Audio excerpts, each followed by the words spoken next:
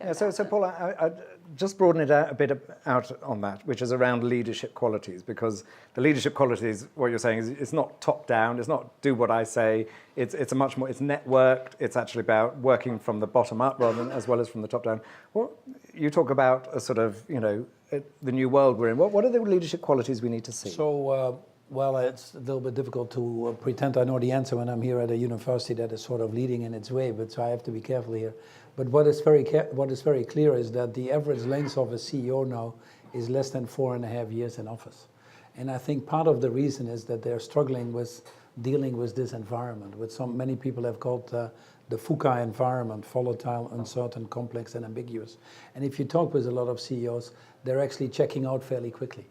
It takes them a year and a half to get into the job. Then they have to deal with the realities of the global economy, which are not in the best shape they've ever been. And then frankly, they're checking out already, hoping that they won't get an activist investor before they're out, or that their business results more or less are still okay. So that, and that's about your 4.5-year tenure.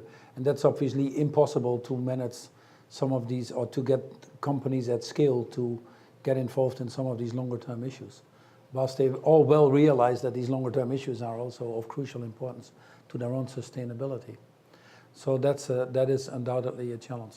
But you're in this world. You've been surviving this world. So what are the skills? What we did, we spent a lot. We spent a lot of time working on what we called thinking about the leadership for 2020 onwards, and we created a program called Unilever 2020.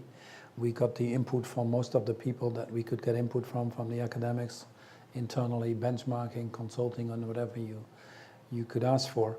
And we first of all spent a lot of time envisioning a little bit the world in 2020 was going to be quite different. Different from many different aspects, be it by technology, be it by millennials itself, be it by the geopolitical situation, the global economy, be it these planetary boundaries and some of the issues that you have to deal with then. So it's a quite different environment. And we said, what are the leadership skills? And undoubtedly, the basic leadership skills that you always would be looking for in terms of basic level of intelligence or integrity or hard work would always be there. But we found some other leadership skills that are becoming increasingly important. In a more volatile world, for example, purpose-driven business models would do better, in my opinion, than not. Also provides a beacon a little bit in terms of the tougher decisions when you have so many changes. So people have to be purpose-driven. We look for people that have a higher level of awareness of what's going on in the world and are willing to engage to solve these issues. Far more important now than it has ever been. Partnership, as we talked, is a very important thing. The advice I got when I became CEO 8 years ago was don't talk to too many NGOs because they cause you problems.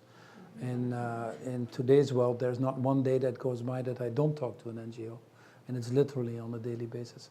So this partnership concept is quite difficult. And then the most difficult thing I think you have to look for is people that are systemic thinkers, because these issues are incredibly complex. The issues of water or energy, food, it's like a little balloon. You push it on one side and it pops on the other side. And it's difficult to get your hands around it. That's why you don't see many CEOs in the climate change negotiations or the sustainable development goal discussions, because it's simply too overwhelming. So how are you able to be a systemic thinker by distilling that down to some few concrete action steps and actually make them happen are some of the skills that we want. So these are some of the examples. We created deliberately a new training center in Singapore. We called it 4 Acres East because we have a 4 acres close to London. We spent quite a lot of money on that.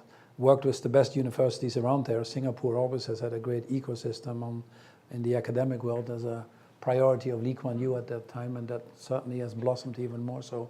And we are continuously upgrading our curriculum there to be sure that we stay ahead.